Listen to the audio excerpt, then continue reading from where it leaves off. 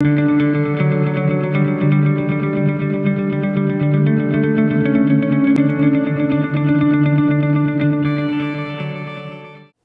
this video, we're going to be showing you how we set up the Psych PC160 portable green screen.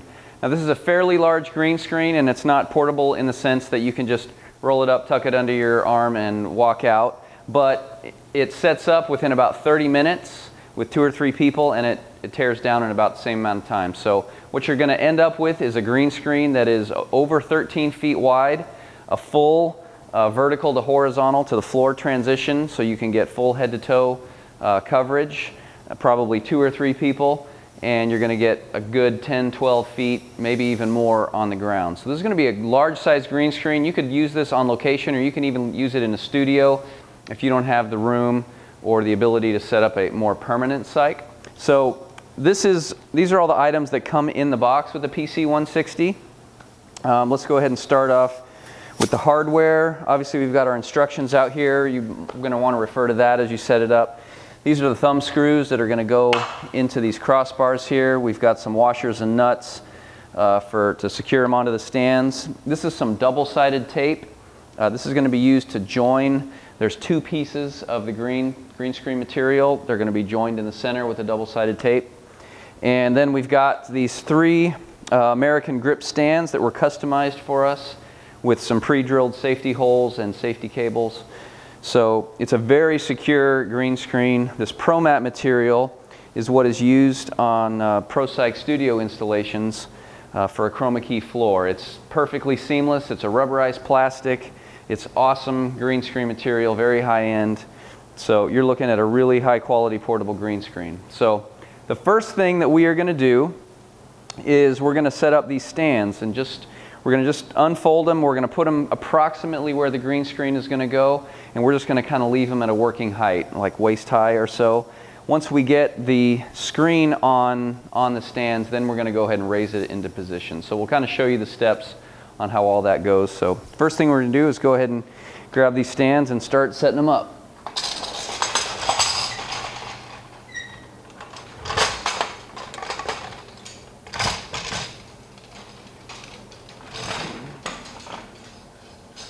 The next thing we are going to do is roll out the green screen material. Now you definitely want to have 2, maybe even 3 people working with this, because it is sort of delicate as far as you don't want to bend it or crease it. So it's pretty wide. It's 80 inches wide. So having 1 person on each side as we roll it out, and even another person to kind of help pull it out is good. I'm also going to show you in just a second the best way to roll this out, because the textured side is the side you want up, so you actually have to kind of roll it under to keep that textured side up. The other side does not have any texture. It's more reflective. You do not want that to be the part of your green screen. Okay, so we are ready to roll out the green screen. There's actually 2 long strips on this same roll, so we're just going to roll one out and then we'll roll the other one out. As I mentioned, it's important to keep the textured side up, and to not crease it. So we've got 3 people here, so Bob and I are going to be kind of rolling the tube out under this way, and Tyler is going to hold the green screen low and onto the floor. You don't want to hold it up like this or it can bend. So we're just going to kind of show you how that's done. And obviously you need a large space to do this in, so wherever your green screen is going to be, you want the floor to be clean, and we're going to put 2 pieces side by side before we tape them up. So let's get to rolling. There we go. So we're keeping it just above the floor to not scrape the textured side and get it dirty. All right, there we go. Okay, so we've got the green material laid out. We put the 2 strips side by side. We left a little gap in here, but we've got them very close to the same, to flush up here, because what we're going to do is we're going to lay down the first strip of double-faced tape, and then we're going to put this side over the tape and overlap around 1 inch or something like that. So we're just going to go ahead and put this right inside the edge, and I'm just going to slowly lay the strip down.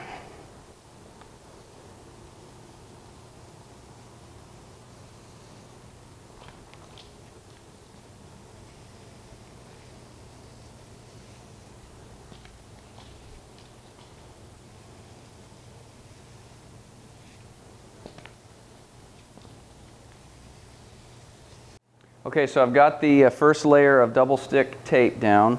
So we haven't peeled the backing off yet. What we're going to do is I've got Bob helping me, and we are going to just overlay this piece on the other one.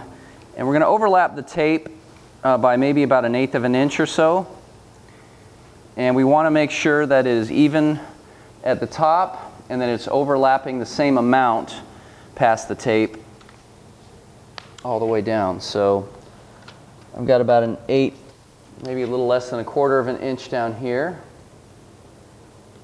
And that looks good. So now once you've got that, we're ready to go ahead and remove the layer of double stick tape. All right, and I'm just going to slowly peel this back.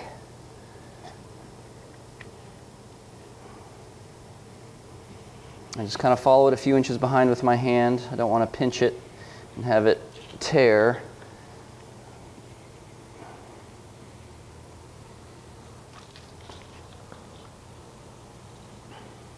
Now when you're done with this, this tape does, if you wanted to pack this up later, the tape does remove fairly easily from the back, and you could roll it back up and use it somewhere else.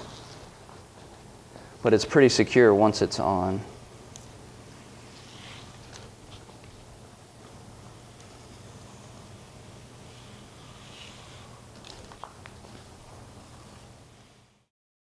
Okay, so the next thing we're going to do once the green screen material has been joined together at the middle is we're going to start to put it on the crossbar. So the bottom parts of the crossbar are the ones with the rubber stripping. So we're going to put those end to end here, right at the edge of the green screen. And then what we're going to do is just pull this so that the lip of the green screen goes just over the rubber stripping but does not cover any of the holes. So let's go ahead and try to do that. Yeah, I guess pushing is better.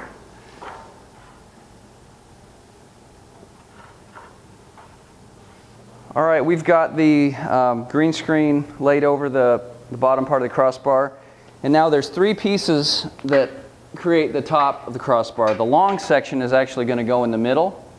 But what we're going to do is put on, actually we can just go one piece at a time. And you just want to line it up with the end. And it fits right over the crossbar. And you just kind of want to line up the holes.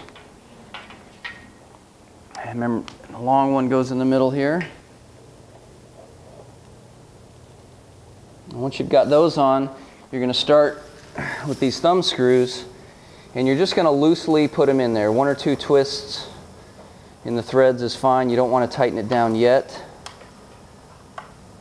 until you've got all the thumb screws in.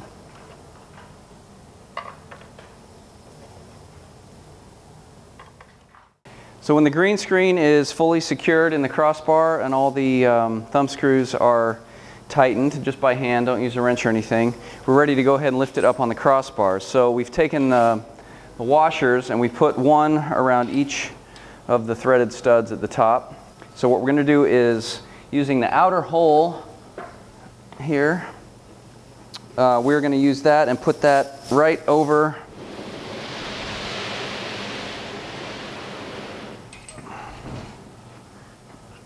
the stand.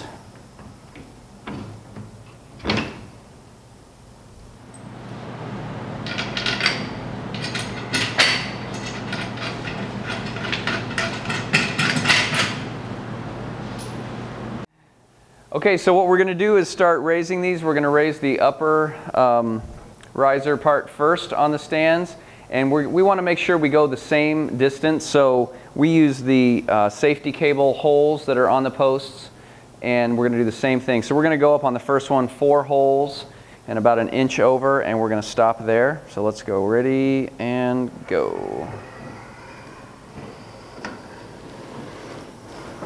About there. Got about 4 holes in 1 inch. And then we're going to go to the second riser down, and we're going to do the same thing. Ready? No, that's okay. And up. Hold on. All right, so 4 holes. How about right there? 4 holes in 1 inch. And then once you've got the stands in place, you want to go ahead and use the safety cables and put it in the lowest hole above each riser. And just put the pin through the hole and attach it.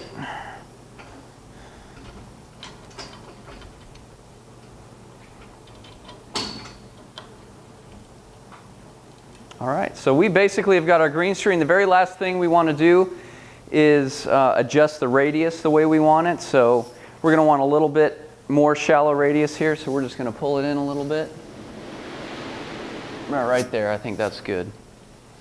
Awesome, so now we've got about a 13.5 foot wide green screen, and you want to treat the floor carefully. It can get dirty. You can just wipe it up with like 409 or Fantastic if it does get you know, some footprints or things on it. You want to keep sharp objects off of it, and you know, anything that's real greasy. You can still wash it. That's the beauty of this material.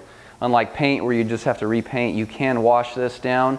You don't want to use anything abrasive, but we've got a nice big green screen. You can shoot some you know, compositing type videos on here.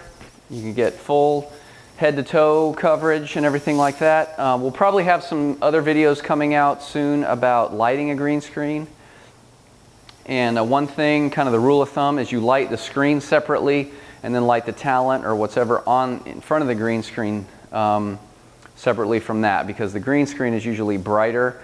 So if you were exposing for my face, which we're probably doing on this video, the green screen's probably a little bit bright. So what we would do is bring in separate lights over here to light the green behind me and maybe the floor, and then put a different key and fill light on me, and also some backlighting for the hair and shoulders. That can help kill some spill, and it also helps just kind of separate from the background, kind of the old 3-point lighting.